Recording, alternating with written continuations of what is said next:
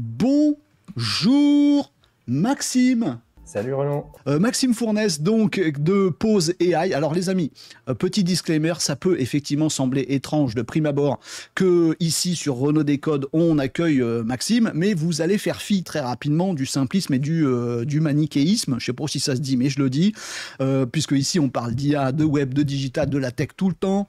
Bien sûr, parfois on dénonce les abus, on dit ce qu'on veut pas, mais on est super enthousiaste sur l'intelligence artificielle et tous ses progrès. Puis on est humaniste, on en veut les progrès de l'IA au service de l'humain. Et on se dit, on reçoit Maxime Fournès, qui est le fer de lance, le communicant principal de Pose AI, qui veut donc poser l'intelligence artificielle, mettre en pause l'intelligence artificielle, un moratoire sur l'intelligence artificielle. Mais les amis, c'est peut-être pas si éloigné que ça, puisque les craintes qu'on a, elles sont peut-être évoquées justement, sûrement, par Maxime et par Pose AI. Et puis Maxime, il est aussi mu, j'en suis sûr, par une préoccupation humaniste de ce progrès qui n'est pas du tout refusé. Mettre en pause, ça veut pas dire retourner en arrière. Bon, on va essayer de comprendre tout ça, et puis on va s'enrichir des points de vue de Maxime et de Pose AI. Maxime, je fais une petite présentation de toi que tu corrigeras, si tu veux bien, si je dis des bêtises. Genre, je me suis servi de l'intelligence artificielle. Non, même pas. Mais tu compléteras. Maxime est un expert de l'intelligence artificielle. C'est pas un perdreau de l'année qui va s'exprimer sans savoir ce qu'est l'IA. Non, Maxime, il a de l'expérience en deep learning, machine learning, donc pas forcément uniquement les petits LLM du quotidien, mais clairement l'intelligence artificielle. Chercheur, ingénieur, je sais pas exactement tes titres, mais peu importe. En tout cas, Maxime, il a aussi surtout cofondé Pose AI, dont il est aujourd'hui le principal porte-parole national. On voit d'autres de tes collègues de Pose AI sur les réseaux, mais c'est surtout toi qui prends la parole et on est ravis de te recevoir. Engagement qui se transforme, là je donne mon point de vue, mais tu me corrigeras, en militantisme. Maxime alerte sur les dangers liés notamment, alors attention, on va faire quelques petites définitions après, mais notamment des dangers liés à l'AGI, l'intelligence artificielle générale, la super intelligence, pas forcément les modèles actuels. On essaiera de faire le tri dans tout ça. En tout cas, Maxime et Pose AI prônent un moratoire sur le développement de l'AGI, notamment l'AGI qui est considérée comme étant non régulée aujourd'hui. Si j'ai bien compris, c'est là que se trouvent les dangers. Donc en résumé, Maxime, lanceur d'alerte techno, politico, stratégico, tout ça, lucide sur le potentiel de l'IA, mais convaincu que il faut une pause et structurer ça avant d'aller plus loin. Est-ce que j'ai bon, Maxime, sur ce que je viens de raconter? Est-ce que tu veux compléter tout ça?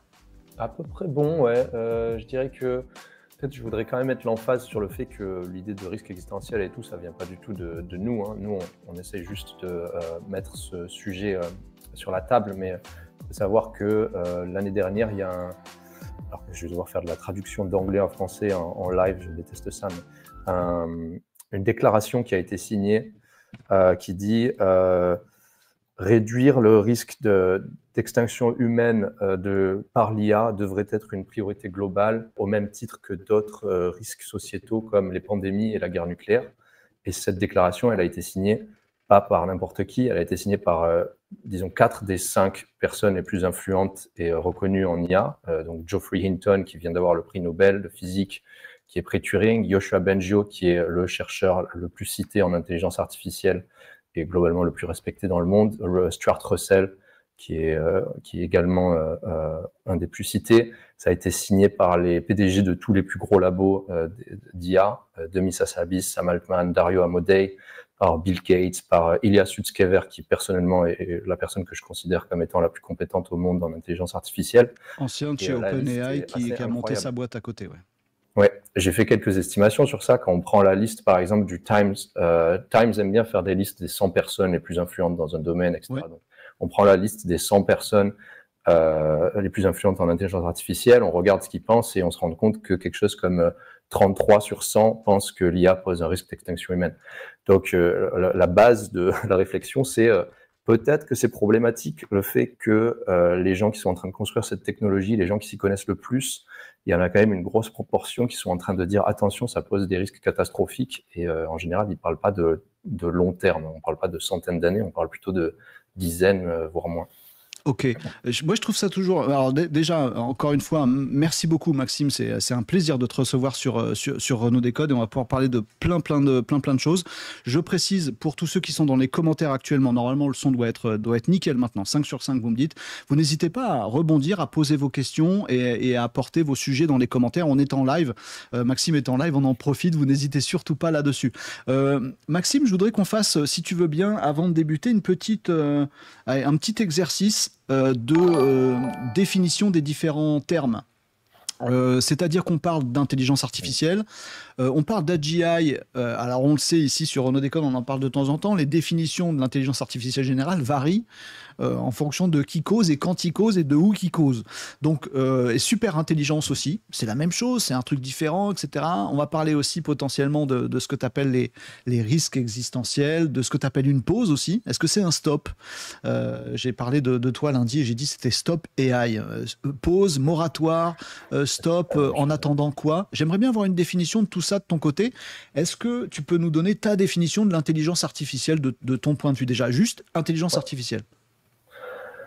Alors, intelligence artificielle, bah, je vais partir de là. Moi, j'ai bossé en machine learning et en deep learning et je dirais jusqu'en 2020, j'aimais pas le terme intelligence artificielle. Je pense que ça qualifiait pas bien ce qu'on faisait parce que je trouvais que, à part certains modèles en deep learning, ils n'étaient pas vraiment intelligents. À partir de 2020, je commençais à changer d'avis. Je commençais à me dire, ah oui, là, on commence à se rapprocher de ce que j'ai en tête quand je pense à intelligence dans ces machines. Et du coup, la question, c'est vraiment définir l'intelligence. En fait, ça revient à ça. Et la façon dont que j'utilise de visualiser ça, qui je trouvais assez utile, c'est d'imaginer des tâches, en fait. Toutes les tâches imaginables qu'un système puisse faire. Ça peut être écrire un livre, faire du café, ça peut être vraiment n'importe quoi. Donc, on aura un axe comme ça horizontal avec toutes les tâches imaginables et l'axe vertical, ce serait le niveau de compétence pour chacune de ces tâches. C'est-à-dire, pour faire du café, il y a peut-être un système qui est vraiment nul. Par exemple, un chat est vraiment nul pour faire du café. Il est au niveau 0. Et ensuite, un barista est à un très bon niveau. Et peut-être qu'il existera une machine bientôt qui fera des cafés tellement bons qu'ils vont dépasser largement le niveau humain. Mais voilà, comme ça, on obtient une espèce de... Ce que je qualifie d'intelligence, c'est l'ensemble de ces compétences sur toutes les tâches imaginables. Plus un système est en moyenne élevé sur toutes ces tâches, plus on va dire qu'il est intelligent. Et après, évidemment, on ne peut jamais vraiment comparer deux systèmes parfaitement l'un à l'autre parce qu'il va y avoir des points forts et des points faibles. Il y a des humains qui sont meilleurs pour certaines tâches que d'autres. Il y a des IA qui sont extrêmement fortes pour jouer aux échecs. Donc, elles sont à un niveau surhumain là, mais par contre, elles sont nulles pour faire du café. Donc, on ne peut pas vraiment les comparer à des humains. Mais super, j'aime beaucoup l'image et ça rejoint très bien ce qu'on se dit régulièrement ici. Toi, tu le vois donc en niveau de compétence, sachant que chaque IA, elle peut être forte dans un truc et super nulle dans une autre. Et on va un peu caricaturé, mais l'image est super bonne, je trouve, en disant que c'est un niveau de compétence, d'intelligence. Alors, on parle pas ici d'intelligence sans guillemets, de conscience et de trucs comme ça, qui sont un peu du foirage, mais j'aime bien ta façon de voir tout ça. Donc, du coup, tu es réconcilié avec le terme intelligence artificielle en prenant cette image-là, maintenant? Oui, je pense qu'avant avant 2020, peut-être en tout cas avant les réseaux de neurones profonds, on n'avait pas, si on regarde, si on essayait de mettre ces systèmes qui existaient sur cette visualisation, on n'avait vraiment que des systèmes qui étaient compétents en une seule chose. Okay, donc j'aurais eu du mal à dire qu'ils étaient intelligents, ils étaient compétents dans une tâche. C'est ça. Et maintenant, on commence à avoir des systèmes qui sont vraiment capables de faire presque tout, à des niveaux parfois médiocres, parfois bien, mais ils vont rarement être à un niveau 0 dans des tâches. Okay. Et ils commencent à être surhumains dans beaucoup de tâches. Okay. Donc, je pense que ça mérite plus le terme intelligence qu'avant. Ok, super, ça me va super bien. Ah, zut, on est d'accord, nous dit-on dans les commentaires. On va être d'accord sur plein de choses, vous allez voir, ça risque de vous surprendre cette histoire. On va en parler de tout ce que vous me dites dans les commentaires, des risques, etc. Bien sûr qu'on veut entendre Maxime là-dessus. Je continue sur les définitions, si tu veux bien, Maxime, pour qu'on se mette d'accord et que ce soit clair pour tout le monde. Qu'est-ce que tu définis comme AGI et comme super intelligence? Est-ce que c'est deux choses différentes et où ça se situe selon toi? C'est un peu flou, mais encore une fois, avec cette image, c'est assez facile à voir. Pour moi, l'intelligence artificielle générale, c'est un système qui est au moins aussi bon qu'un expert moyen dans toutes les tâches Dans tout. imaginables. Donc, par exemple, si on prend la tâche faire du café, il faut qu'il soit à peu près aussi bon que le barista moyen pour faire du café. Si Ok. on prend la tâche résoudre un problème mathématique, il faut qu'il soit aussi bon que le mathématicien moyen. Ok. Donc ça, ce serait intelligence artificielle générale. Et donc, Est-ce que tu générale, lui ça veut dire rajoutes pas une notion de capacité à être dans une certaine autonomie pour mettre en œuvre ses compétences tout seul? Non, tu mets pas ça dans le terme AGI? c'est plus ou moins intégré dans cette image. C'est-à-dire qu'il y a certaines tâches où on peut dire qu'il n'y a pas besoin de beaucoup d'autonomie, par exemple faire du café. Mais par Ouais. contre, si la tâche, c'est organiser des Jeux olympiques en France, alors là, on est sur une tâche qui demande un sacré niveau d'autonomie, être capable de travailler en continu pendant plusieurs mois, etc. Avec la Être capable logique de manager aussi, des gens. avec aussi la logique d'avoir une IA qui puisse se dire, bah, pour organiser les JO, il va falloir, que je fasse du café, que j'organise des voyages, que j'organise que machin. Exactement. Donc cette surcouche, outre toutes les compétences, voilà, elle est plus balèze que l'humain globalement sur toutes les compétences. Est-ce que tu rajoutes à la définition de la GI, en plus, ça peut organiser le truc et être un peu réflexive et autonome? Ou est-ce que ça, c'est un autre domaine encore, c'est un autre level? Je pense que non, je pense que c'est Ou c'est ça, inclus dans le c'est sens où dedans? certaines tâches demandent d'être assez réflexif et autonome, d'autres non. Et du coup, si on veut vraiment que ce soit une intelligence artificielle générale, elle devrait être aussi capable que les humains, y compris dans les tâches qui demandent à être réflexif et autonome. Ok, impec. Et super, Super super intelligence, intelligence, c'est ouais. juste meilleur que le meilleur humain. C'est la même chose, sauf que c'est à partir du moment Tout où elles sont au-dessus. meilleures que le meilleur humain qui existe dans toutes les tâches Ok. imaginables. Ok. Moi, ça me va plutôt pas mal là-dessus. Alors, justement, j'en viens à toutes vos questions, les amis, sur les commentaires, et ça passionne, et ça nous éclaire, et c'est cool. Maxime, on va commencer par un truc, c'est, j'aimerais comprendre comment toi, qui était chercheur, ingénieur, je sais pas trop, dans le domaine de l'IA, tu connais ce sujet, tu le connais par l'envers du décor. Moi, je dis souvent, quand on connaît l'envers du décor, quand on est mécano et que ça fait 20 ans qu'on bricole des voitures, on a moins peur quand on entend un petit bruit chelou parce qu'on le comprend. Moi, j'ai un truc qui m'étonne de ton côté, c'est que tu es dans l'IA, tu connais tout ça, tu connais les mécaniques, tu les maîtrises. Alors, on va peut-être voir après que c'est pas tout à fait maîtrisable et que personne maîtrise de bout en bout, mais en tout cas, tu es dans la partie. Et pour autant, à un moment, tu as eu un basculement et tu t'es dit, ben ouais, je suis chercheur passionné qui comprend les trucs, mais maintenant je suis militant et je prône l'arrêt du développement vers l'AGI, je peux le dire comme ça. Comment c'est venu ce truc-là? Pour moi, c'est vraiment une réflexion sur la rapidité du progrès. Donc juste pour clarifier, je dirais que j'étais ingénieur, sachant que de mon point de vue, chercheur en IA, c'est très flou. La plupart des gens qui se qualifient chercheurs en IA, ils sont ingénieurs. De mon point de vue, c'est vraiment un domaine où on fait vraiment beaucoup plus de l'ingénierie que de la Ok. recherche, comme on peut Mais- imaginer en recherche théorique physique. Mais ouais. Bonne précision en tout cas, ok. ouais, du coup, voilà, je bossais sur des modèles de langage. Enfin, quand j'ai arrêté, je développais un système pour comprendre des documents comme un humain. Donc, on faisait des mélanges de modèles de vision et de langage. On entraînait nos propres modèles de langage, etc. Euh, et ce qui m'a vraiment fait prendre conscience du problème, c'est la rapidité des progrès. C'est-à-dire que je suis passé d'un stade où je me disais, ah oui, on va peut-être développer une AGI dans 100 ans, parce qu'au final, moi, j'étais dans ce domaine globalement pour ça, même si je pensais que ça n'arriverait pas dans ma vie. Je me disais, je veux essayer de poser ma pierre à l'édifice, Mhm. aller dans ce sens-là. Et peu à peu, j'ai commencé à me dire, mais en fait, peut-être que ça ne va pas arriver dans 100 ans, peut-être que ça va arriver dans 20 ans, parce qu'on avait quand même des progrès assez impressionnants. Avec GPT-2, quand on s'est rendu compte qu'il était capable d'écrire des sites web, de créer des sites web qui fonctionnaient, on s'en est rendu compte après l'avoir créé. C'est quelqu'un sur Twitter qui a découvert ça. DALL-E était aussi très impressionnant, le premier modèle qui pouvait générer des images à partir de texte. Bon, à ce moment-là, je me suis dit, OK, peut-être que c'est dans 20 ans. Et ensuite, quand GPT-4 est sorti, là, j'ai commencé à me dire peut-être que c'est plutôt dans 5 ans. Et du coup, j'ai commencé à réfléchir à qu'est-ce qui se passe vraiment si on crée une AGI. Et je me suis rendu compte que c'est pas une question qui est toute nouvelle. Ça fait 15 ans qu'il existe un domaine de recherche qui s'appelle la sécurité de l'IA, Mhm.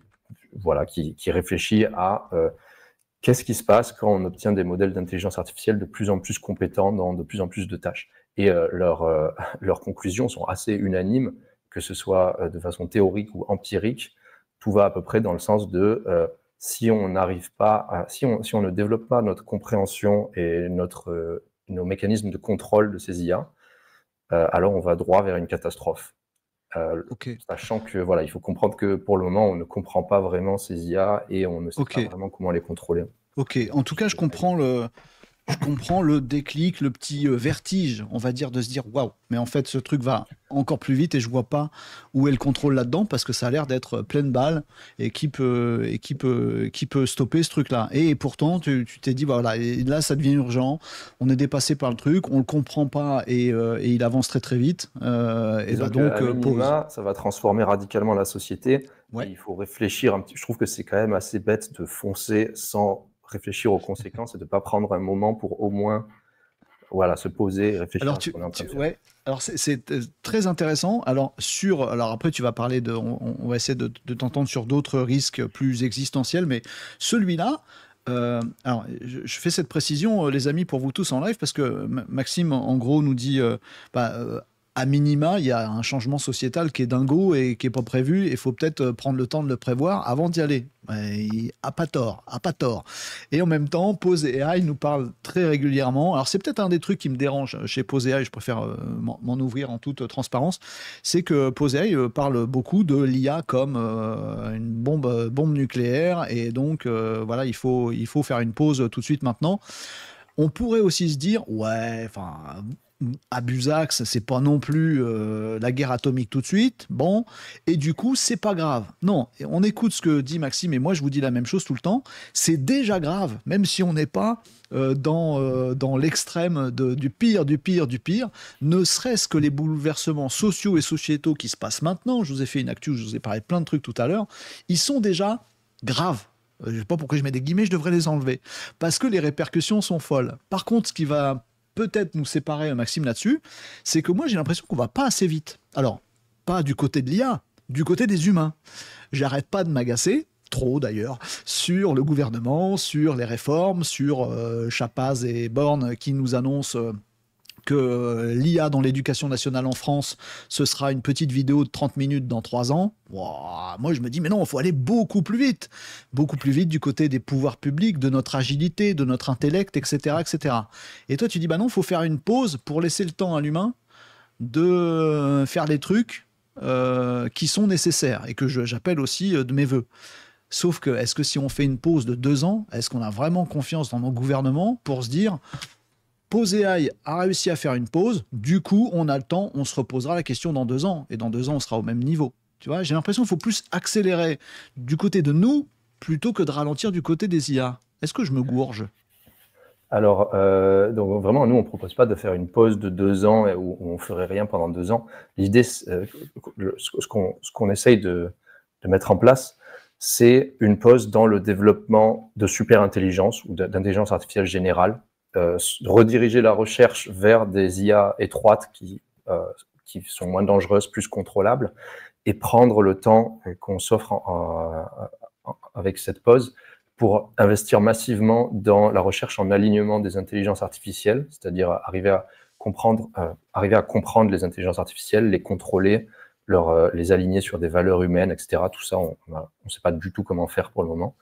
Arriver à résoudre tous ces problèmes difficiles, et uniquement quand on a des garanties suffisantes. Ça n'a pas besoin d'être 100%, on peut quand même prendre des risques en tant qu'humain, mais au moins être capable de quantifier un petit peu les risques qu'on prend, alors on peut recommencer le progrès en AGI.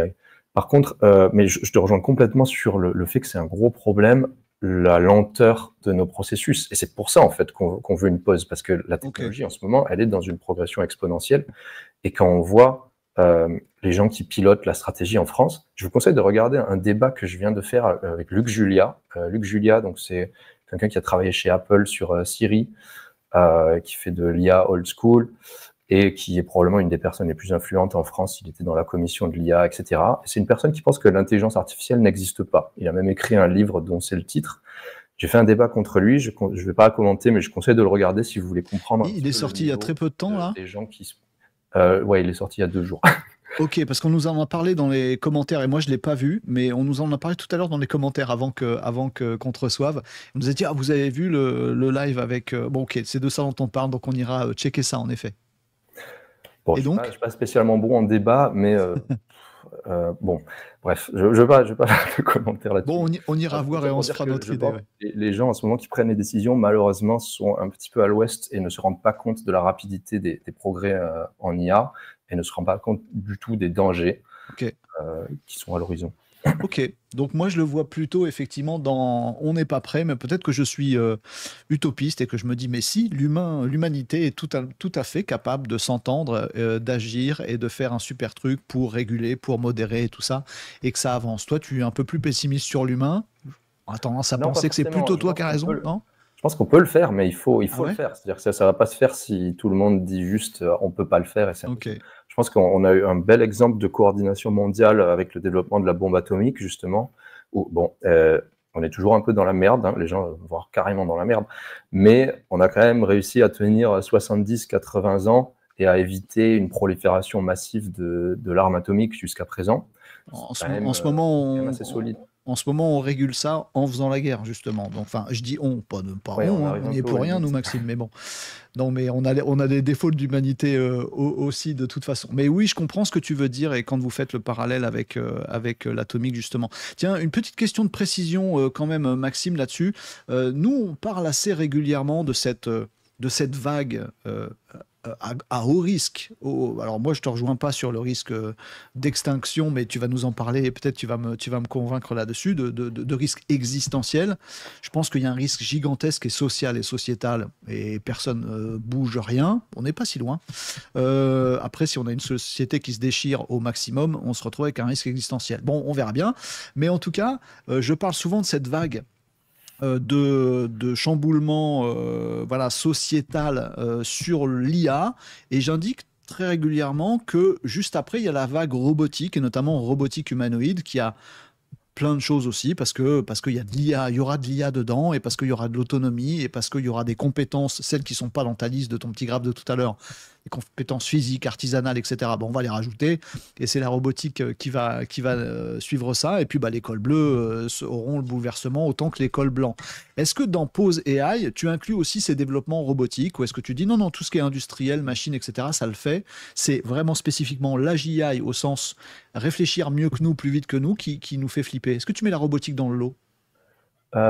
Nous, en fait, vraiment, on essaie de se positionner sur tous les risques qu'on considère comme catastrophiques, c'est-à-dire à grande échelle. Donc, il y a d'autres risques qui sont pas catastrophiques, qui sont réels, qui existent. On laisse d'autres personnes s'en occuper. Ils ont tout à fait raison. Il faut s'occuper de tous les risques. Ok. Mais nous, on va vraiment se positionner sur les risques à grande échelle. Alors, d'un point de vue robotique, ça va être vraiment plutôt. Alors, je pense que le risque numéro 1 avec la robotique, c'est économique, c'est-à-dire remplacement à grande échelle du travail humain et savoir ce qu'on fait derrière. C'est-à-dire que ça va pas forcément bien se passer. Je pense que c'est assez naïf d'imaginer qu'on peut remplacer tout le travail humain et puis tout le monde est heureux et on va au bord des rivières jouer du ukulélé. À mon avis, C'est très bien du ukulélé, qu'est-ce que tu racontes? Non, non, mais oui, mais ce effectivement, que je veux on a dire, vécu déjà, enfin l'humanité, pas nous, mais l'humanité a vécu une révolution industrielle qui a fait beaucoup de dégâts. Celle-là, elle est peut-être fois 10, fois 100 sur plein de métiers. On n'est pas sûr de pouvoir l'encaisser. En plus, elle est rapide, comme tu disais tout à l'heure. c'est Ça, la c'est un rapidité truc. qui est clé. Oui. Ouais, c'est un truc que je vous dis souvent, c'est le vertige que moi j'illustre avec la généalogie en l'occurrence, parce que j'aime bien cette image-là, puisqu'il y a quelques années j'ai fait la généalogie de ma famille. Oui, je parle de mes trucs perso, mais c'est pour en arriver quelque part. J'ai fait la généalogie de ma famille, je suis remonté sur pas mal de générations, et j'ai été très intéressé par les métiers de mes ancêtres. Et je me suis rendu compte que pendant 7 générations, de père en fils, chez nous, dans ma famille, on faisait le même métier. On refilait la clientèle, la zone géographique qui se limitait au village, les outils qui vont bien pour faire le même métier pendant 7 générations.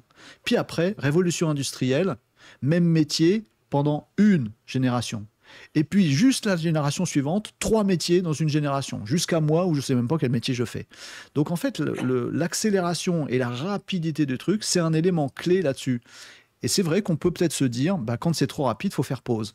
C'est un peu, je caricature, mais c'est un peu l'histoire, et de se dire se laisser le temps. Maintenant, ça m'amène une autre question, Maxime, c'est si on fait une pause, on en fait quoi? Qu'est-ce que tu préconises au-delà de faire une pause? Imaginons que, hop, coup de baguette magique, tout le monde, tous les pays du monde se donnent la main et sautent pas dans le vide tout de suite et s'entendent sur un truc. On a compris, on a écouté ton message, on a dit ouais, il est urgent de faire une pause. Une pause pour faire quoi? Ouais. Déjà, il n'y a pas besoin de tous les pays du monde. Il y a juste besoin des États-Unis et de la Chine. Il suffit qu'eux, ils décident de faire une pause et ensuite, c'est Et assez pendant ce temps-là, standard, nous, il y on aura un avance. mécanisme. On leur dit, vous arrêtez. OpenAI, Google, etc. Trump, Monsieur Trump, vous êtes mignon comme tout. Vous arrêtez le temps que nous, avec Mistral, on vous rattrape. Non, l'idée, c'est qu'une fois que ces deux pays-là ont signé, c'est eux qui vont se mettre en charge que les autres pays arrêtent parce que ce sera dans leur intérêt. Ah. Souvent, ça marche comme ça, ce genre d'accords bilatéraux. Il suffit qu'il y ait les 2 ou 3 plus puissants qui Là, le parallèle avec ça. le nucléaire, il est juste évident. Hein. C'est ceux qui ont des bombes qui disent nous, on s'arrête entre nous deux, trois. Et puis du coup, après, tous ceux qui veulent s'y mettre, on l'empêche. C'est le même modèle? Quelque chose comme ça, oui. Et ensuite, qu'est-ce qui se passe? Donc, l'idée, c'est que c'est une pause conditionnelle. C'est-à-dire que on a le droit de reprendre la recherche que quand on a atteint certains niveaux de compréhension et de contrôle des IA. Donc, il faut définir ça précisément. Dire, OK, une fois qu'on est... Il y a plusieurs industries qui ont mis en place des choses comme ça, on peut s'en inspirer. Par exemple, en aviation, la raison pour laquelle il y a une aviation civile qui fonctionne en ce moment, c'est parce que c'est très safe. Bon, je sais qu'il y a un avion qui s'est écrasé encore il n'y a pas longtemps, mais globalement, c'est extrêmement safe de prendre l'avion. Et à l'époque où les avions ont été inventés et qu'il y avait peut-être une chance sur 30 ou quelque chose comme ça de mourir à chaque fois qu'on en prenait un, il ne risquait pas de se développer une aviation civile. Bon, il y a plein d'industries qui ont développé des techniques pour avoir des garanties de sécurité quand on utilise un système, qu'on peut s'inspirer de leurs techniques. Et l'idée, c'est que la personne qui va développer une AGI ensuite devrait d'abord être capable de présenter ce qu'on appelle un safety case qui montre que son système est suffisamment sûr pour être utilisé sans créer de dégâts catastrophiques dans la société. On ne sait pas faire ça, Maxime. On ne sait pas faire ça. Encore, mais c'est pour ça qu'il faut, il faut travailler dessus, parce que pour le moment, c'est un peu problématique le fait qu'on ne sache pas faire ça. Mais ce qui est intéressant, c'est que je pense qu'il ne faut pas imaginer qu'on mettrait, qu'on détruirait l'économie en faisant ça. Là, je pense que si on s'arrête là où on en est, avec les intelligences artificielles pseudo-générales qui existent en ce moment, et qu'on prend le temps de les intégrer dans l'économie, on va déjà avoir de sacrées transformations. Je pense que là, on a un gros décalage entre ce qui existe, donc les tout derniers modèles, Opus 4, etc., et ce qui est vraiment intégré dans la société, que les entreprises ont appris à utiliser, etc. Par exemple, les agents ne sont pas encore au point, et je pense qu'il n'y a pas besoin de beaucoup améliorer les IA de base pour avoir des agents qui commencent à bien fonctionner. Il suffit juste de construire de meilleurs échafaudages autour de ces IA de base. Donc, il faut comprendre qu'on peut déjà avoir beaucoup de bénéfices juste avec les IA qui existent actuellement. On peut rediriger la recherche vers de meilleures IA étroites, par exemple en biologie, sur des problèmes spécifiques. Par exemple, on peut essayer de résoudre la fusion nucléaire avec des IA. Et ce sont des systèmes qui posent potentiellement moins de risques. Donc, il y a plein de choses à faire en attendant. Ok. Tu parlais à l'instant des modèles. Tu as cité les derniers modèles de Claude, etc. etc. On sait on sait pas d'ailleurs, mais on se doute qu'un GPT-5 est dans les tuyaux. Est-ce que tu poses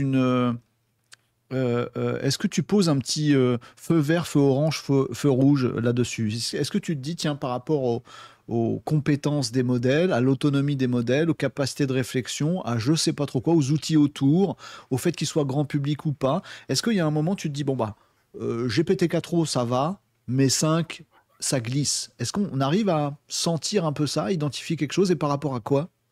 Oui, c'est probabiliste, hein, c'est-à-dire que je ne pourrais jamais dire GPT-5, on va tous mourir, ou un truc comme ça. Non, enfin, ce sera toujours... c'est une roulette russe, en fait. À chaque fois qu'on développe un modèle comme ça, on prend un pistolet, on le met contre sa tempe et on tire. Sauf que les premières balles, elles sont à blanc, et que les autres, celles d'après, elles sont de plus en plus balèzes, non? C'est ça, c'est-à-dire qu'on ne sait pas trop combien il y a de... On pense, je ne sais pas, si je devais estimer, là, après avoir discuté avec beaucoup d'experts en cybersécurité, Je pense que la prochaine génération ne pose probablement pas encore de risque existentiel. On ne sera pas. Il faudrait que j'explique un petit peu ce que Prochaine génération veut dire IA réflexif plus agentique plus multimodal. Les prochains GPT-5. systèmes, par exemple Opus 5, GPT-5, O4, etc. Ça va. Je pense qu'il y a encore peu de chances pour que ceux-ci, qu'on arrive dans les pires scénarios, qui sont les scénarios de perte de contrôle des IA qui se propagent sur Internet. Par contre, pour avoir parlé à beaucoup d'experts en cybersécurité, O4, c'est possible que ce soit déjà, ça pose déjà un risque catastrophique en cybersécurité. Si jamais on le mettait en open source, il y a plusieurs conditions, mais le problème, c'est qu'il y a certaines compétences des IA qui sont déjà en elles-mêmes problématiques avant qu'on arrive à une IA générale. Une de ces compétences, c'est les capacités de piratage informatique, programmation et piratage informatique. C'est problématique quand on a des systèmes qui sont extrêmement compétents dans ce domaine. Il faut avoir le temps de mettre en place une défense, parce que sinon les attaquants s'en emparent avant qu'il y ait une défense, etc. Donc c'est possible que la prochaine génération, O4, si jamais il est mis en open source, accessible à tout le monde, c'est possible qu'on ait une catastrophe mondiale en cybersécurité. Est-ce que tu peux développer les risques que tu entends? Alors, moi, j'ai les miens en tête. Je pense que je vous donne mon opinion, les amis, mais pour moi, le risque social actuel est le fait que ça aille vite, plus le fait que les pouvoirs publics ne fassent rien, plus le fait qu'on soit, je critique pas, mais c'est un fait dans un monde capitalistique ouvert. Ce risque-là, pour moi, il est ouf déjà. D'ailleurs, je me dis, mince, il y a plein de mômes qui vont rien apprendre à l'école ou qui vont apprendre des trucs et ils vont se retrouver sur le marché de l'emploi, ils vont rien trouver. Plus personne n'embauche déjà de stagiaires. Il y a plein d'ingénieurs qualifiés qui cherchent du boulot de moins qualifiés parce que c'est l'IA qui fait à leur place. Puis il y a l'agentique qui arrive juste à la génération d'après. Maxime vient de nous dire que ça passait encore. Moi, je pense déjà qu'il y a un risque social et sociétal qui est ouf, ému par le fait que, 1, ça va vite, 2, on fait rien là-dessus. Bon, il faudrait un petit peu qu'on sache où on va.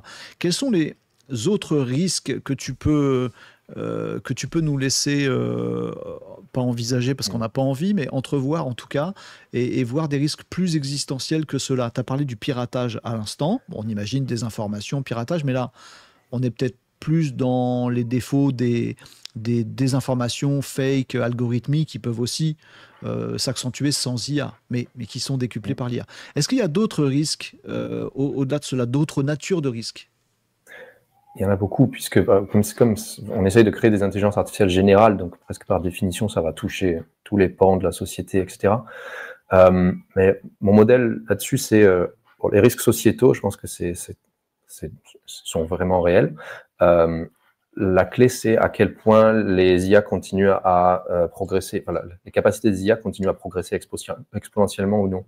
Si jamais là, ça s'arrêtait, par exemple, si on rencontre un problème et on n'arrive plus du tout à améliorer les modèles fondamentaux, alors je pense que les risques sociétaux seraient peut-être les plus dangereux, parce que ça va prendre un peu de temps quand même pour intégrer toutes ces IA dans la société, et une fois qu'on les aura bien intégrées, alors on peut s'attendre à des gros pics de chômage, par exemple. Okay. Mais les autres risques, donc là, je pense que le prochain qui est celui qui nous pend le plus au nez, c'est en cybersécurité. Okay. Le fait qu'on ait des IA qui vont bientôt dépasser potentiellement les capacités de piratage informatique des meilleurs humains. Okay. C'est très problématique. Et c'est très lié aussi à ce que j'appellerais les risques de persuasion ou de sécurité cognitive. Sécurité cognitive, c'est comment est-ce qu'on se défend face à du texte ou une personne qui nous parle, etc. Des gens qui essayent de nous convaincre de choses. Okay. Et ça, c'est vraiment très lié à la cybersécurité, parce que là où avant, on faisait beaucoup plus d'attaques sur les systèmes eux-mêmes, c'est-à-dire on essayait de pénétrer de hacker le système informatique pour pénétrer dedans, maintenant, on va beaucoup plus faire des attaques sur les utilisateurs des systèmes. C'est-à-dire on va faire du phishing, on va aller essayer de convaincre à quelqu'un qu'on est un prince nigérian, par exemple, un truc classique qui marche toujours, mais il ne marche pas pour tout le monde. Mais là, on va avoir des attaques de plus en plus sophistiquées. La fraude au président, c'est en train d'exploser en ce moment, c'est-à-dire vous recevez un email ou peut-être même une visio avec votre patron qui vous dit... qui te donne des directives et en fait, c'est pour lui. Voilà. Et en fait, c'est pas lui. Ça, c'est une facette. Après, il y a une autre facette, c'est les IA qui elles-mêmes commencent à dire n'importe quoi aux gens et amplifier leurs croyances, créer de nouvelles formes de chambres d'écho. On a déjà des problèmes de chambres d'écho avec les réseaux sociaux où les gens ont toutes leurs croyances qui sont confirmées parce qu'ils se retrouvent face aux gens qui pensent comme eux et on a développement de théories du complot dans tous les sens. Maintenant, on a en plus les LLM qui sont en train de rendre fous beaucoup de gens qui sont un peu borderline, qui ont des croyances un peu étranges, mais qui sont quand même contenues par leur entourage. D'un seul coup, ils se retrouvent face à un interlocuteur qui va confirmer tout ce qu'ils pensent. Je ne sais pas combien d'emails je reçois de gens qui m'envoient des screenshots de conversations qu'ils ont avec ChatGPT et qui partent complètement en vrille. Okay. Bon, ça Ouais, pourrait mais se où développer tu aussi. pourras sûrement confirmer qu'ils ont mal prompté le truc parce qu'ils sont pas informés, formés ou éduqués, et donc forcément ils se sont fait choper. Ah, bien sûr, mais le problème, c'est juste que ces gens-là n'avaient pas la possibilité avant de. Si jamais ils parlaient de ce qu'ils croyaient à quelqu'un, les gens allaient, soit poliment partir, soit leur dire c'est n'importe quoi. Non, Et ça peut être très il y a dangereux. des tas de forums où les mecs se montent le bourrichon, ou des réseaux sociaux complotistes, il y en a plein. Et pour certains, je me dis même que ce serait pas mal de foutre là-dedans une IA fact-checker. Donc, Oui, c'est sûr qu'il y a cette autre. En tout cas, c'est juste pour illustrer ouais. d'autres risques potentiels. Après, il y a beaucoup de sectes qui sont en train d'être créées autour d'IA. Il y a ce genre de choses-là. Bon, je pense que probablement ça restera marginal. Mais au fur et à mesure que les IA deviennent meilleures pour persuader les humains, et là, elles sont déjà meilleures que l'humain moyen en persuasion, il y a pas mal de tests qui ont été faits là-dessus, on a un problème, c'est-à-dire qu'on a des systèmes qui peuvent se faire passer pour des humains, essayer de convaincre de quelque chose, etc. Donc il y a cette facette-là. Ensuite, il y a les risques de biosécurité, qui sont encore quelque chose de complètement différent.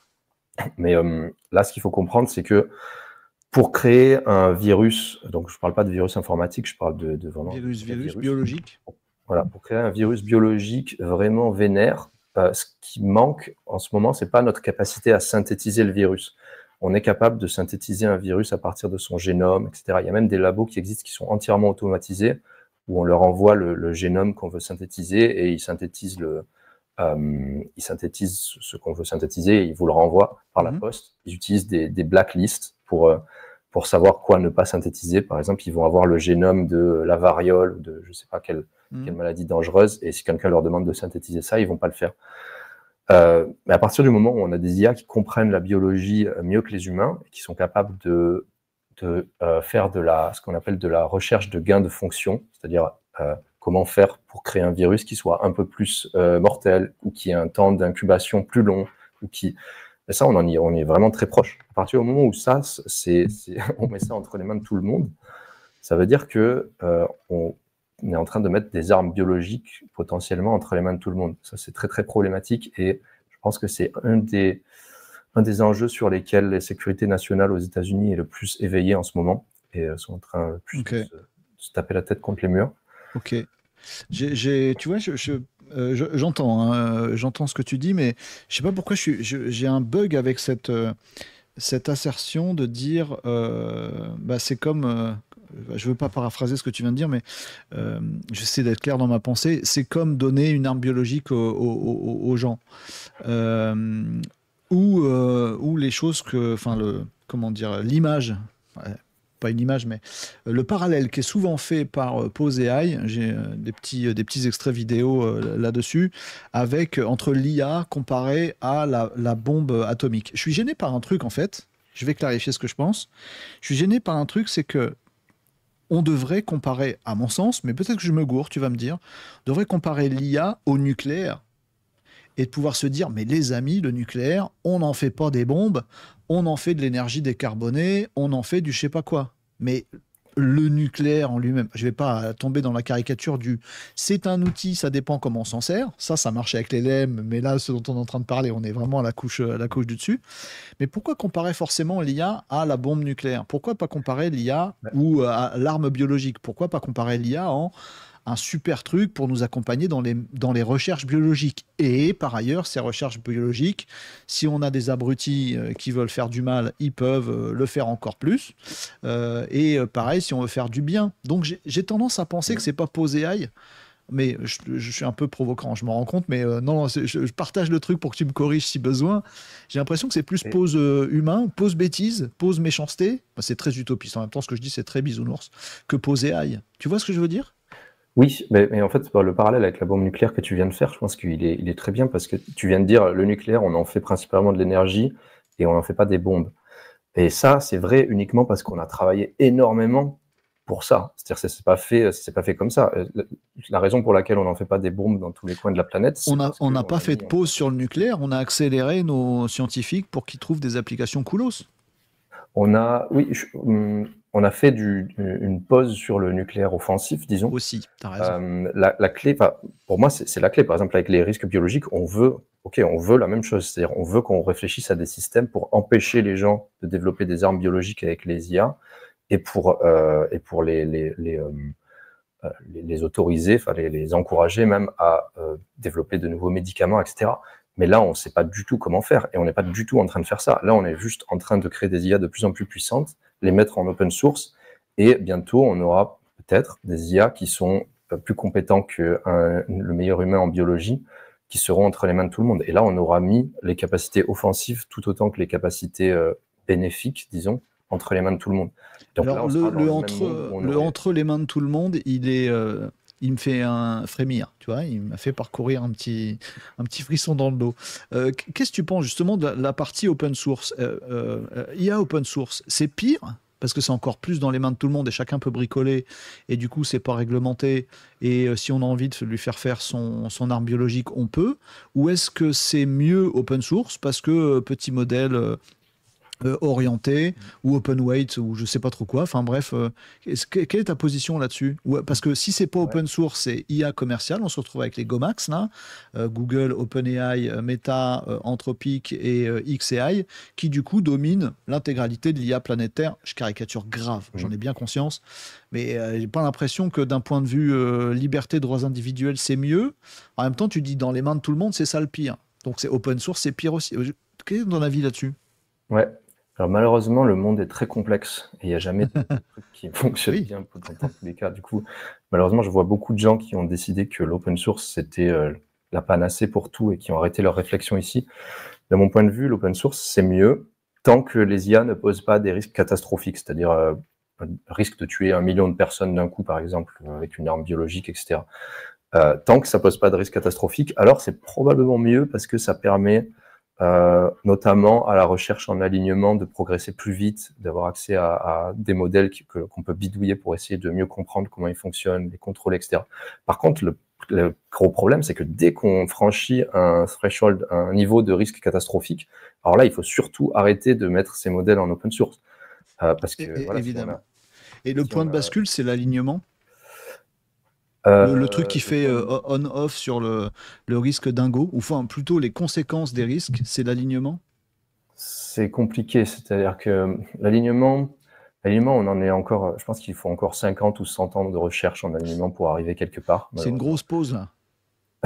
Mais peut-être qu'on peut améliorer ça, mais il y a de gros problèmes, même philosophiques en alignement. C'est-à-dire que, et disons qu'on arrive à contrôler une IA, on arrive à créer une IA qui obéit strictement aux commandes de la personne qui l'a entre ses mains. Est-ce que elle accepte de faire des choses mauvaises? Si la personne qui l'a entre ses mains veut tuer la moitié de la Ouais. planète, est-ce qu'elle accepte ou pas? Si elle accepte pas, ça veut dire qu'elle n'est pas alignée à l'utilisateur. Elle est alignée à quelqu'un d'autre. Et c'est qui ce quelqu'un d'autre? C'est peut-être le créateur, on pourrait dire. Mhm. Ok. Dans ce cas, la personne qui crée l'IA, c'est celle qui va décider au préalable de tout ce qu'elle peut faire et ne peut pas faire. Comment est-ce là, il y a un problème de gouvernance, comment est-ce qu'on garantit que cette personne-là est alignée avec les intérêts de tous les humains? Est-ce qu'il y a vraiment une chose, est-ce qu'il y a des valeurs humaines fondamentales communes qui font qu'on pourrait avoir ça? Mhm.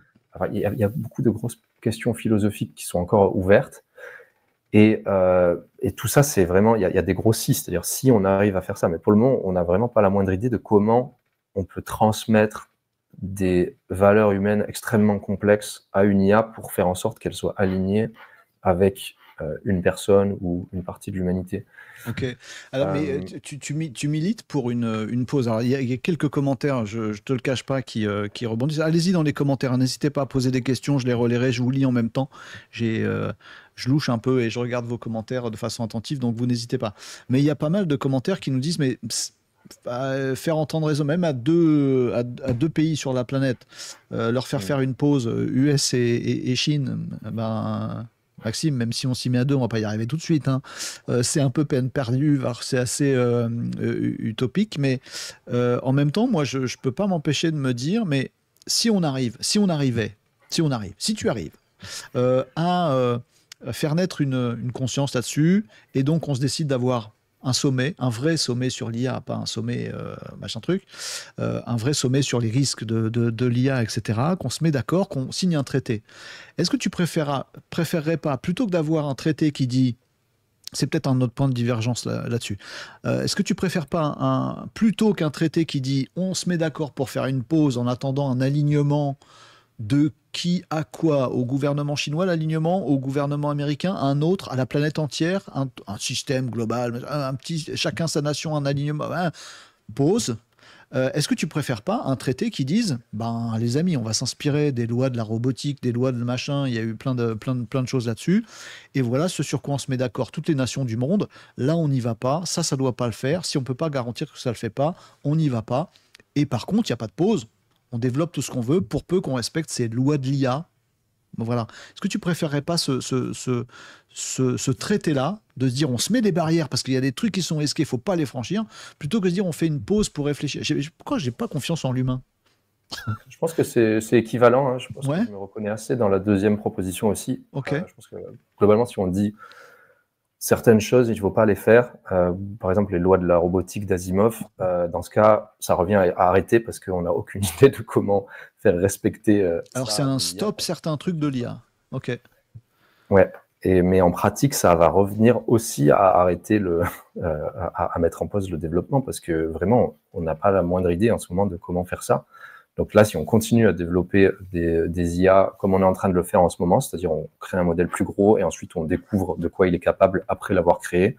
Et à chaque fois, on se rend compte qu'il a développé de plus en plus de capacités dangereuses, il est de moins en moins aligné, il a de plus en plus tendance à faire de la déception stratégique, de mentir, etc. C'est ce qui se passe en ce moment. C'est-à-dire tous les nouveaux modèles ont de plus en plus de comportements problématiques. D'ailleurs, je recommande d'aller lire le nouveau papier de Anthropic qui est sorti hier ou avant-hier sur les capacités de sabotage des IA, où ils testent pour voir si une IA est capable on lui donne une tâche et en sous-main, elle a une autre tâche secrète qui va être une tâche de sabotage.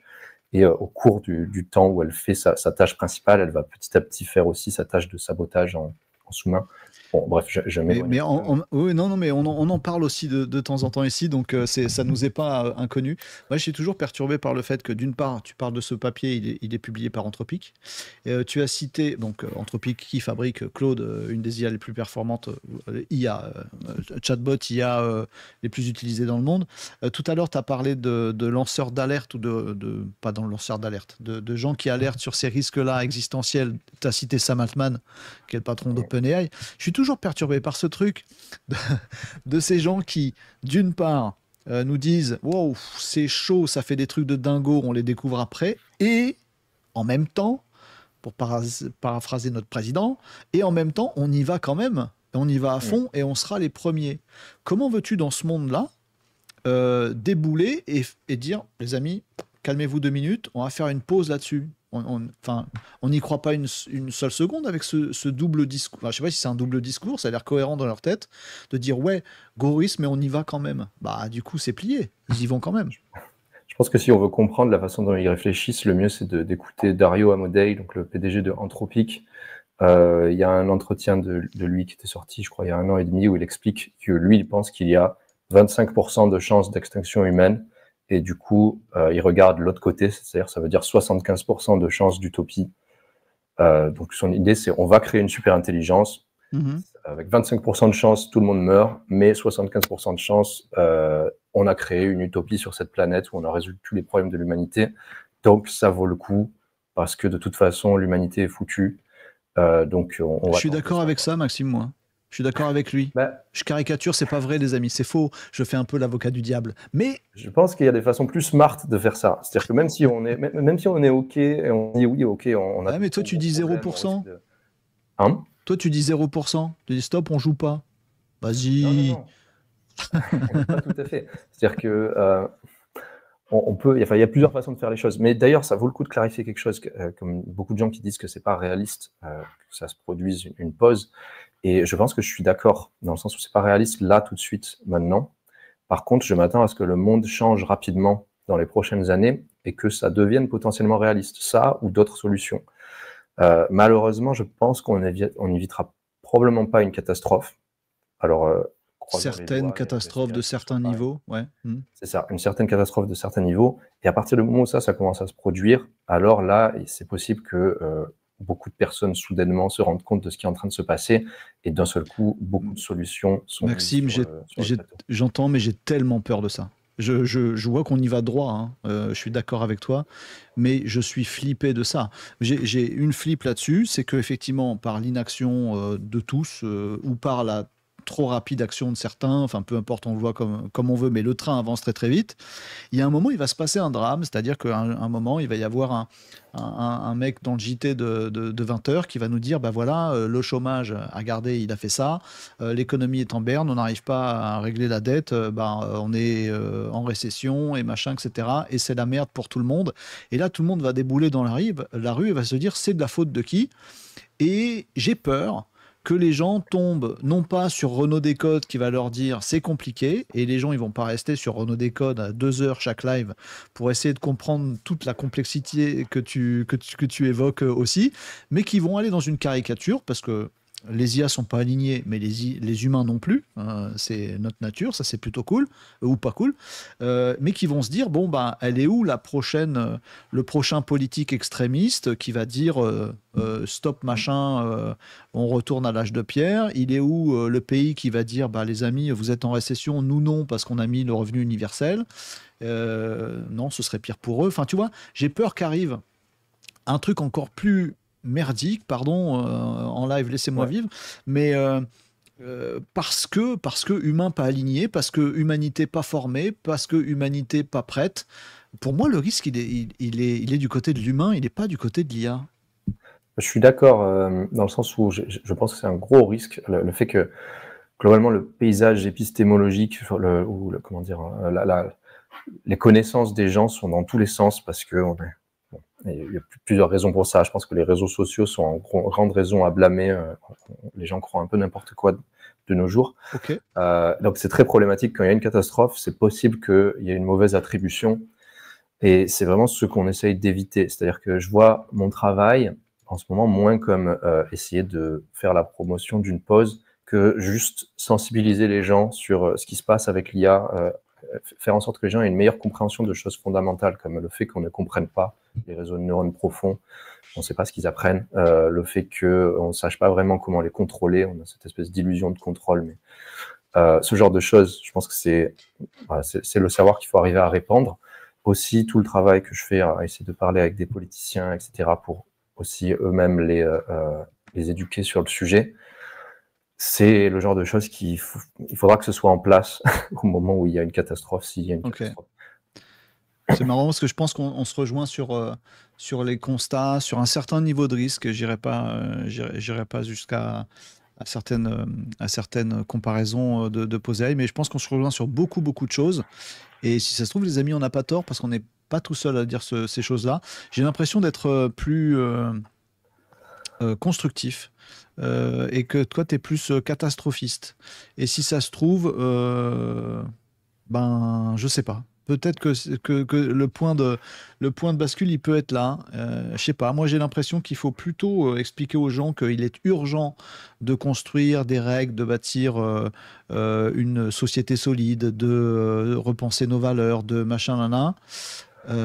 Alors que c'est Ça un dépend peu de béni l'intervalle oui de oui temps parce que qu'on c'est a. pas ça qui va éviter le risque. Effectivement, je me rends compte que mon truc il est plus utopiste sûrement et donc peut-être moins concret. Et toi tu dis bah on sait pas ce qu'on va faire mais pose d'abord quoi. Enfin je caricature un peu mais Tout va vraiment dépendre de l'intervalle de temps qu'on a.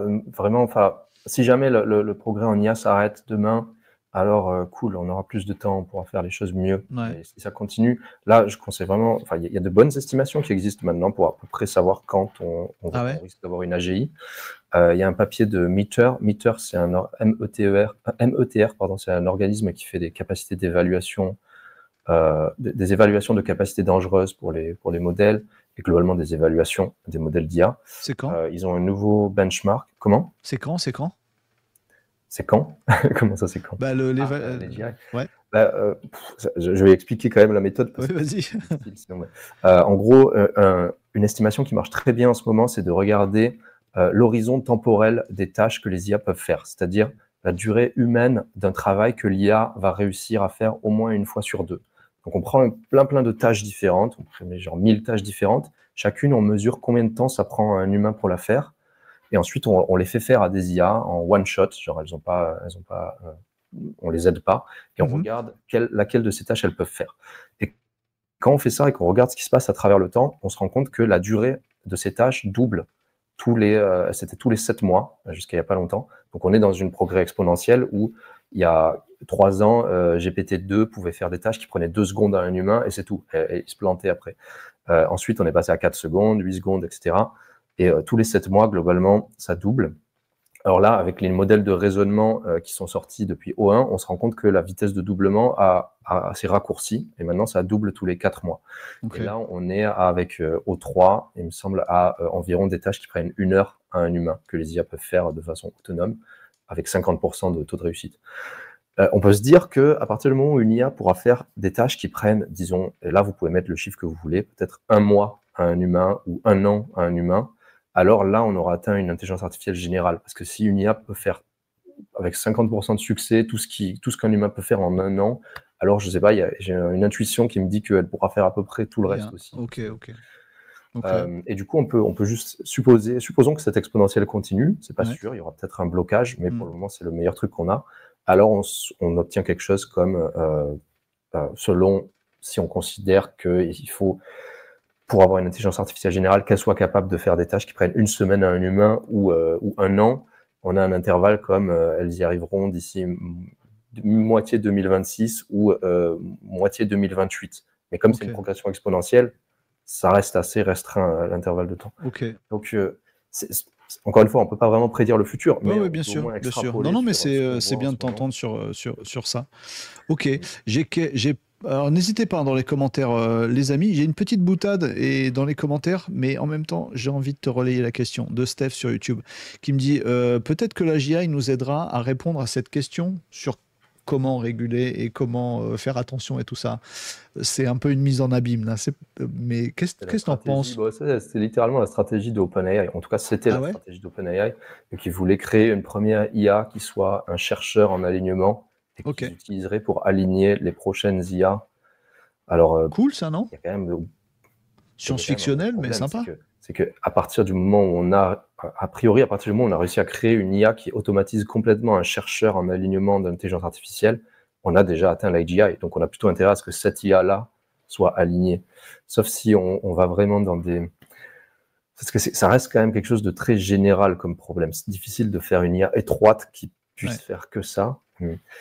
Enfin, il me semble que ça reste une façon très risquée d'approcher le problème. Ok. Enfin, c'est un exercice de pensée rigolo.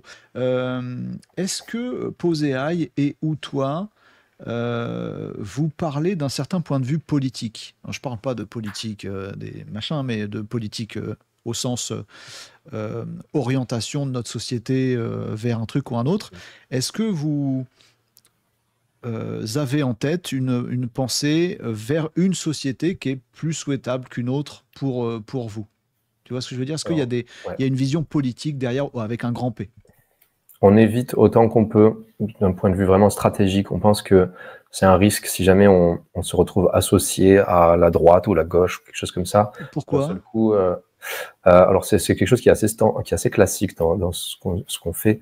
Ça s'appelle la polarisation du débat. C'est-à-dire que si jamais, par exemple, on est associé à la gauche, d'un seul coup, tous les gens de droite vont se dire « Ouh là là, n'importe quoi, Posia, il faut surtout pas faire ça ». Et vice-versa, si on se retrouve associé à droite. Vous tirez deux balles dans le pied. À partir du moment où on atteint ce stade, les choses n'évoluent plus. Ouais. Par exemple, en ce moment, un gros problème avec les questions de réchauffement climatique.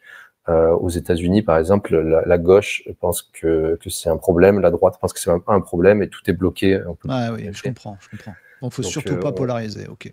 c'est ça. Donc, on fait très attention à ça. Du coup, on n'a pas vraiment de projet politique. On reste razor focused sur Ouais. les risques de l'IA, aussi factuels que possible. Ok. N'hésitez pas pour vos questions dans les commentaires. Moi, j'en ai une dernière un petit peu visionnaire depuis tout à l'heure. En même temps, je te fais faire de la futurologie. Euh, Quelle est ta vision optimiste, vraiment optimiste, à dans 5 ans? Tu imagines que toi, Pose AI, ici et ailleurs, vous arrivez à vos fins. Peu importe de quelle manière, mais vous arrivez à convaincre, il y a une prise de conscience. Je ne sais pas ce qui se passe, mais c'est cool. Il y a ce moratoire qui aboutit, que vous appelez de vos voeux. Et ensuite, on arrive à faire ce qu'il faut. Je ne sais pas quoi, mais on y arrive. À quelle société, à quelle planète, à quelle humanité, à quelle IA, à quoi on arrive dans 5 ans, si tout se passe bien, dans ce que tu appelles de tes voeux? Ouais, donc mon espoir, c'est quelque chose comme on arrive à s'arrêter un peu avant l'AGI, mais avec des modèles qui sont quand même extrêmement utiles et puissants et qui peuvent résoudre beaucoup de problèmes. On continue à progresser dans les IA étroites. Donc, par exemple, on utilise des IA étroites pour développer, alors là, je veux pas créer de polémique, mais je vais juste donner un exemple, développer la fusion nucléaire. Donc, on a une source d'énergie propre, abondante, etc. Et on applique la même chose pour plusieurs domaines possibles. Voilà, je pense que c'est à peu près ça ma vision positive, c'est-à-dire qu'on arrive à résoudre tous les autres en utilisant des IA qui sont pas encore générales, mais qui sont déjà assez puissantes. On utilise ça pour résoudre tous les autres problèmes qui nous font face en ce moment et qui sont potentiellement catastrophiques. Mais on est suffisamment conscient des problèmes pour ne pas dépasser le stade d'une intelligence artificielle générale. Je pense qu'un projet qui pourrait être pas mal pour ça, c'est de créer un CERN de l'IA, Okay. c'est-à-dire un organisme international Ouais. qui gère le développement de ce genre de système. Ok, ok. Merci pour ça. Tu connais le jeu du tu préfères, Maxime? Peut-être tu préfères avoir des jambes en mousse ou 4 bras de 8 mètres de long, tu vois? C'est des trucs avec les choix impossibles. Ouais. J'aimerais t'entendre sur cela.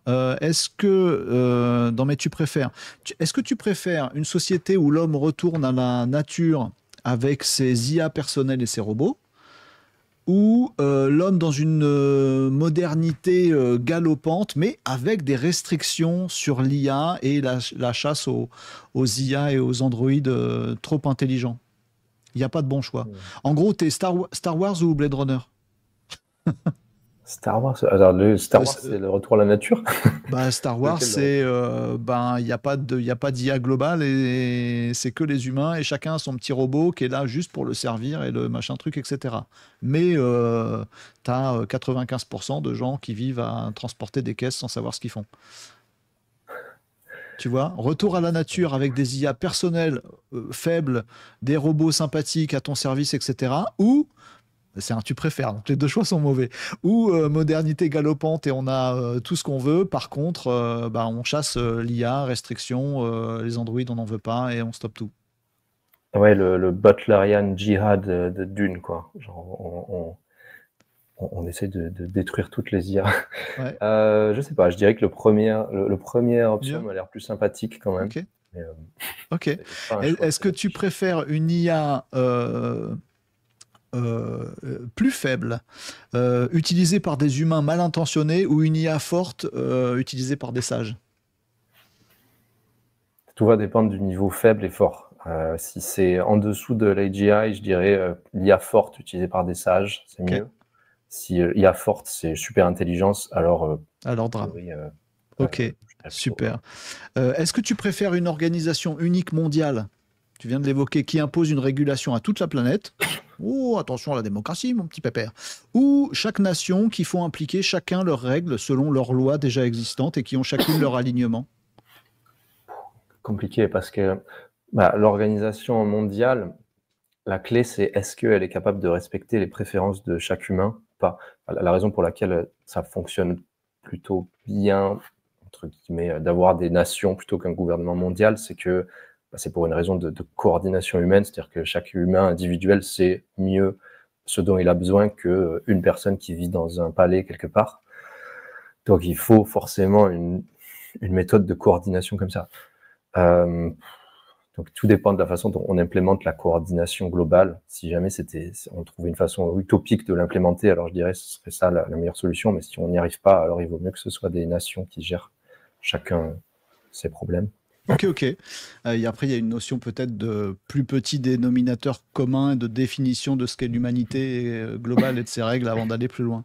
Tu préfères des IA qu'on ne comprend pas dans les mains de quelques Gomax ou des IA open source qu'on peut tous triturer dans les mains de tout le monde? T'as pas le droit, ça dépend de la hauteur de la capacité. Tout dépend de ce qu'on veut dire par IA. Parce que si c'est les IA actuelles, alors dans les mains de tout le monde, c'est encore à peu près OK. Cool. Dans 2 ans, je dirais l'inverse. L'inverse. OK. Et mon dernier, c'est boutade. Tu préfères dîner avec Yann Lequin, Arthur Mensch, Sam Altman ou Elon Musk?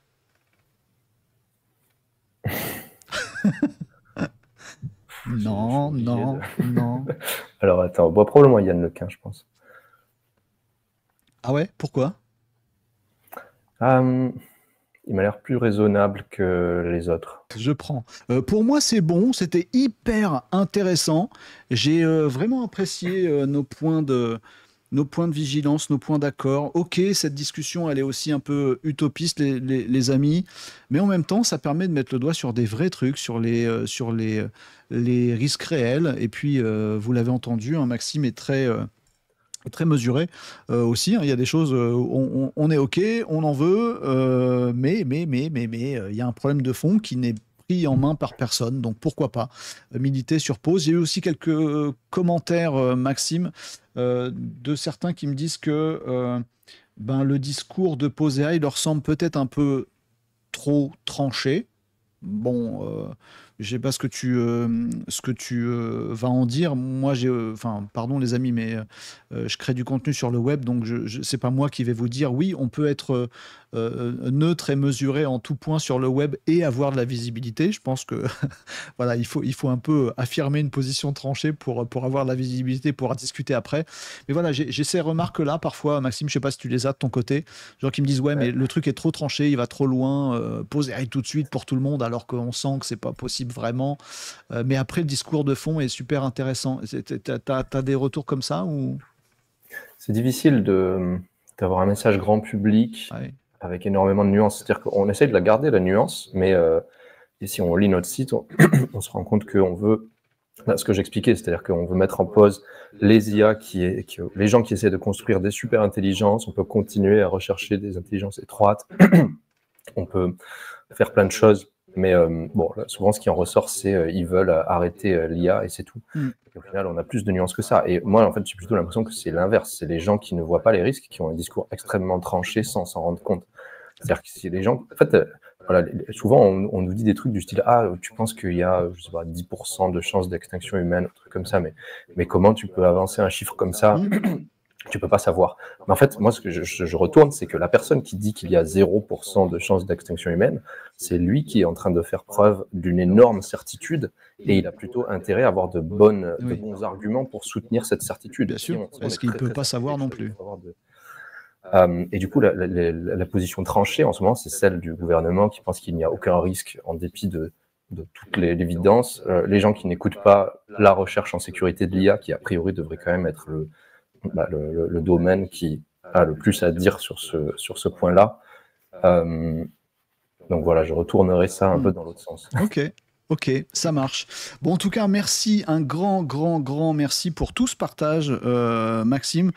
Maxime, la dernière chose que je vais te demander, c'est si on veut te suivre toi et ou suivre Pose AI, il y a des sites, il y a des réseaux, il y a des événements, il y a des trucs. Qu'est-ce que tu nous recommandes de faire ? Alors, oui, déjà, on a notre site web. D'ailleurs, c'est Pose IA, la branche française. Pose AI, c'est le mouvement international et moi, je gère la branche française. Qui est indépendante, mais qui est indépendante, mais on se rattache quand même. Donc, poseia.fr, c'est le site web. On a une chaîne YouTube. Donc, si on cherche Pose IA sur YouTube, on la trouve. Où on essaie de mettre des vidéos à peu près tous les tous les mois ou plusieurs fois par mois. J'ai fait une vidéo récemment où j'explique les problèmes du raisonnement de Yann Lequin, par exemple. Okay. Et sinon, moi, je suis pas très. Il faut que je change ça. Je pense que je suis pas super actif sur les réseaux sociaux. Je poste des trucs sur LinkedIn. Voilà, si les gens veulent me suivre, c'est assez triste, sur le réseau le plus triste, mais c'est là où je suis le plus actif. Et par contre, oui, pour s'impliquer vraiment, je conseille aux gens de rejoindre notre Discord. Donc là, on a une communauté avec environ 800 personnes en ce moment. On le trouve sur le site aussi, le Discord. Je suis en train. Attends, je vais partager l'écran en même temps qu'on t'écoute. Il faut aller sur Agir et nous rejoindre.